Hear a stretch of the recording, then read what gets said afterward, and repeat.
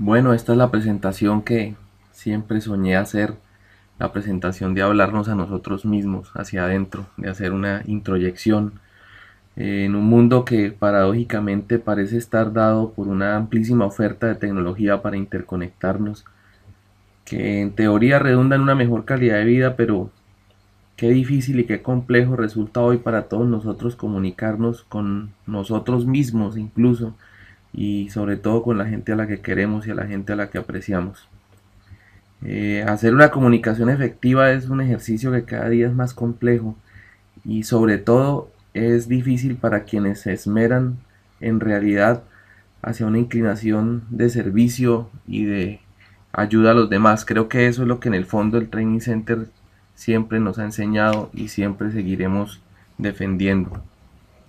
Un reconocimiento especial a los que han sido hasta ahora nuestros hospederos, pues la clínica alemana, nuestra casa madre, el Centro Internacional de Enfermedades Digestivas en Foscal, actualmente en Colombia, y el Hospital Internacional Fosunap, también en la ciudad de Bucaramanga, que a mediados del año entrante va a abrir sus puertas. Pues muchas gracias por haber sido nuestra sede, por haberse ofrecido, pero también estamos acá para decir que el Training Center es mucho más que solo padres, es algo mucho más grande, es un concepto inmortal. Vamos a hablar fundamentalmente de cuatro cosas que espero nos motiven a seguir vislumbrando cómo tenemos que llevar estas banderas adelante. Primero, todos los conceptos que formalmente están detrás del verbo entrenar, alguna palabra sobre la tecnología y la creciente necesidad de oportunidades de entrenamiento, algún ejemplo de modelos objetivos de entrenamiento y algunas recomendaciones emanadas de lo que es la experiencia vivida de nuestro jefe, el doctor Navarrete, de lo que ya todos hemos ido ayudando a construir sobre este modelo y sobre lo que se viene. Entrenar es un verbo que se entiende muy bien en los deportes, pero que lamentablemente no asumimos o no nos gusta entender muy bien en medicina, en donde todavía mitificamos algo las cosas y le damos un sentido romántico a muchos asuntos que no necesariamente tienen que tenerlo. Educar es un concepto bastante más amplio. Educar se refiere al adoctrinamiento y el desarrollo de facultades que pueden ser intelectuales, morales incluso y técnicas. Es decir, cuando uno está en el campo de la gastroenterología o de la cirugía, está educando. Pero cuando está hablando de endoscopia, cuando está hablando de laparoscopia, de endosonografía, de técnicas, está entrenando. Y hay que hacer una referencia a un concepto que es muy importante hoy en día, muy universal, y es el concepto de competencia. Lamentablemente en el español la competencia se entiende como un match, como un duelo entre equipos, pero competencia hace referencia al conjunto de actividades, conocimientos y destrezas que permiten a un individuo o inclusive a una organización actuar efectiva y seguramente en el caso de la medicina ante una tarea o situación. Resalto conocimientos y destrezas porque es precisamente en ese campo en donde el entrenamiento actúa, no tanto en las actitudes y en el talento de base que trae quien se pretende entrenar, pero sí hay mucho por hacer en el área de los conocimientos y sobre todo de las destrezas cuando se pretende entrenar a alguien. Un concepto que también es muy importante tener claro es que cuando uno no sabe, pero no sabe que no sabe, es un no competente consciente.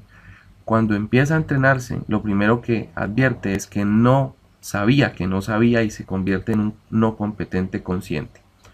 En la medida en que el entrenamiento cobra sus frutos y aquel entrenando se hace competente, la primera fase consta en ser consciente de la competencia. Es como aquel que tiene que bailar un poco mirándose los pies. Y solo cuando el tiempo y la experiencia han sumado es cuando se hace un competente no consciente, y es ese precisamente el experto. ¿Por qué es importante?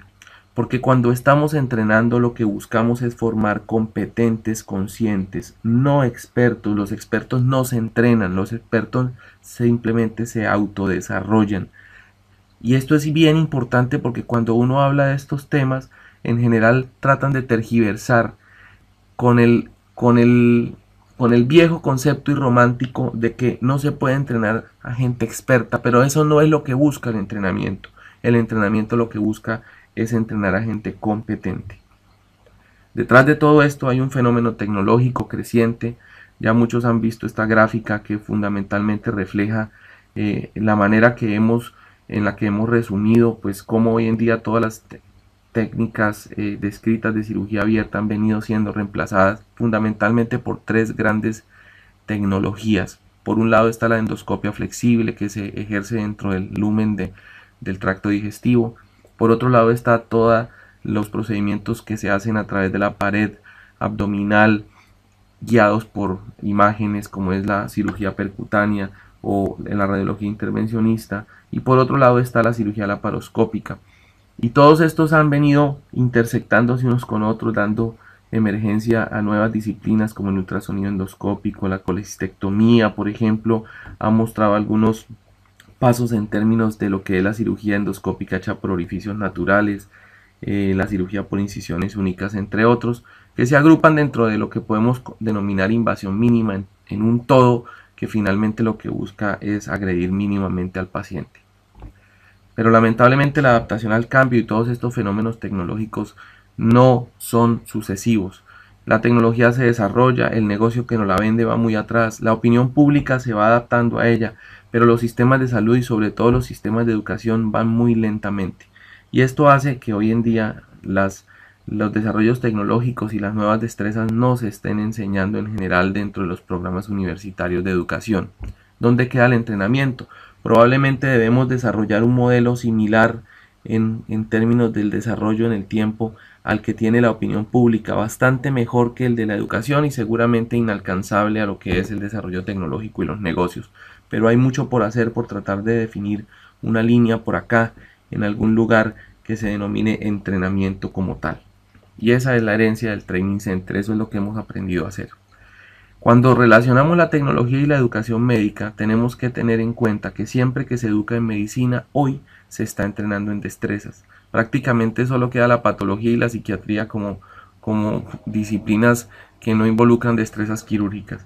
Siempre que se está educando, se está entrenando. Pero así como la educación continua es una necesidad, también es una necesidad el entrenamiento continuo, porque hay mucha gente que ha sido educada y tiene pendientes destrezas por desarrollar. Nosotros mismos inclusive tenemos necesidades de seguir perfeccionando nuestra adquisición de competencias técnicas en la medida en que van apareciendo. Tener título hoy en día no garantiza la competencia en todas las destrezas relacionadas con una especialidad. Es así como tenemos que reconocer como gastroenterólogos, cirujanos digestivos, infantiles, anestesistas, lo que seamos, que siempre nos quedan pendientes cosas de las que generalmente están emergiendo. Pero ¿cómo tratamos de objetivar todo esto? Y tenemos que echar mano a la doctora Melina Basilio, que desde la Universidad de McGill y de todo este movimiento canadiense en donde se trata con base en la epidemiología clínica de objetivar lo inobjetivable, pues ellos han tratado de desarrollar guías y escalas de medición, como es el GAGES, que específicamente es una guía para la medición de destrezas técnicas en endoscopia gastrointestinal. Este es, por ejemplo, el ejemplo de la endoscopia digestiva alta, en donde se definen factores específicos que se van evaluando independientemente. Este es el ejemplo de la endoscopia digestiva baja. Está disponible en la referencia que todos podemos consultar. Y están pendientes las escalas de medición de absolutamente todas las destrezas restantes derivadas de la endoscopia alta, baja, laparoscopia, ultrasonido endoscópico. Y todavía seguimos nosotros a veces dando un tratamiento romántico a esto cuando debería ser fácilmente objetivable. Cuando la misma doctora Basiliou, en compañía de otros grandes líderes como el doctor Marks de Cleveland o como el doctor Lee Armstrong de Harvard, tanto del mundo de la gastroenterología como de la cirugía endoscópica, trataron de hacer una medición objetiva de las recomendaciones que hacían las diferentes sociedades sobre entrenamiento en endoscopia alta y baja. Lo que se encontraron es que todas estaban básicamente pifiadas de lo que era la realidad. Y se encontró un plató, una meseta en la cual ya la pendiente y la magnitud del cambio no era muy alta cuando se empezaba desde ceros, y en endoscopia alta estábamos llegando a un poco más de 50 procedimientos, y lo mismo ocurría para la colonoscopia en un umbral más o menos de 75 procedimientos. Y la verdad es que lo que están descubriendo ya está inventado, es el modelo que la aviación desde hace décadas nos ha mostrado y que probablemente vamos y hemos empezado a seguir. Eso en términos de la Asociación Sociedad Americana de Cirujanos Gastrointestinales y Endoscópicos, el SEIES, se resume en dos cursos, en dos sistemas de entrenamiento que son el FLS para la laparoscopia y el FES para endoscopia, que fundamentalmente se basan en guías de estudio sobre plataformas virtuales, entrenamiento hands-on basado en simuladores y muchas herramientas de evaluación tanto para destrezas como para competencias clínicas y de conocimiento como las que ya les acabo de mostrar. Pero hay algunas limitaciones sobre las cuales nosotros podemos, con la experiencia ganada en Training Center, pensar por qué no ir más adelante. Primero, el FES y el FES fueron diseñados para programas de residencia. Nosotros estamos hablando de programas de entrenamiento para gente que ya está fuera de la residencia. No obstante, no se excluye el apoyo a los programas de residencia. El FES y el FLS no incluye fase clínica de entrenamiento ni evaluación, que es sobre la base sobre la cual se ha erigido el Training Center, y pretenderemos que así siga siendo mientras sea posible, en donde siga siendo posible. Y depende de disponibilidad de simuladores electrónicos y tecnología costosa, que en nuestro caso latinoamericano es fácilmente reemplazable por simuladores biológicos y sobre todo en el campo de la endoscopia, que son fácilmente desarrollables. Yo tomo la pirámide del desarrollo de destrezas que hemos desarrollado en el Centro Latinoamericano de Entrenamiento en Mini-Invasión de Colombia, en el cual pues se destacan claramente una fase de conocimiento ex vivo de los instrumentos y manejo de los mismos, una fase de simulación y una fase hospitalaria que es inamovible y que debe ser parte del entrenamiento. Nunca uno piensa en ir a montarse en un avión en donde el piloto nunca ha volado un avión y solamente se ha entrenado en simuladores, así sean perfectos. Así que no se puede pensar en la práctica en que eso sea posible, como tampoco es posible hoy en día pensar en que la gente se entrene solamente volando los aviones sin nunca haber simulado ni conocido los instrumentos. Lo lindo de esto es que probablemente sea la práctica clínica supervisada que se debe hacer en un hospital adscrito a nuestro Training Center, que no necesariamente tiene o exclusivamente debe hacer la clínica alemana o el hospital Centro Internacional de Enfermedades Digestivas, sino cualquiera que pueda llenar nuestros requisitos y colaborar con nuestra misma ideología. Pero es esa la fase en la cual tiene que adscribirse el educando para ir a permanecer. Lo demás se puede hacer con base en simuladores biológicos y virtuales que pueden ser móviles o que pueden ser localizables dentro del país de cada quien, y por qué no pensarlo también en muchas herramientas virtuales que inicialmente nos pueden ayudar con la fase inicial temática, teórica, pero también, por qué no pensarlo, pueden agrupar en un futuro próximo todo. Lo lindo de esto es que esa pirámide del entrenamiento se soporta sobre una pirámide de destrezas clínicas y conocimientos que tienen que ser verificadas antes de poderlo hacer o antes de poder empezar a aplicar modelos de entrenamiento, fundamentalmente porque las destrezas técnicas pendientes no son una sino muchas, y es un creciente que básicamente nunca acabará. Nosotros como Training Center hemos empezado a ver que hoy en día la tecnología mini-invasiva y la endoscopia uno la podría dividir en alta, baja, en básica y avanzada, y a su vez en diagnóstica y terapéutica, pero dentro de esta terapéutica hay una gran diferencia con procedimientos que comienzan a ser quirúrgicos, tanto del mundo endoscópico puro como la disección submucosa endoscópica, por ejemplo, o por qué no también incluir allí la cirugía laparoscópica.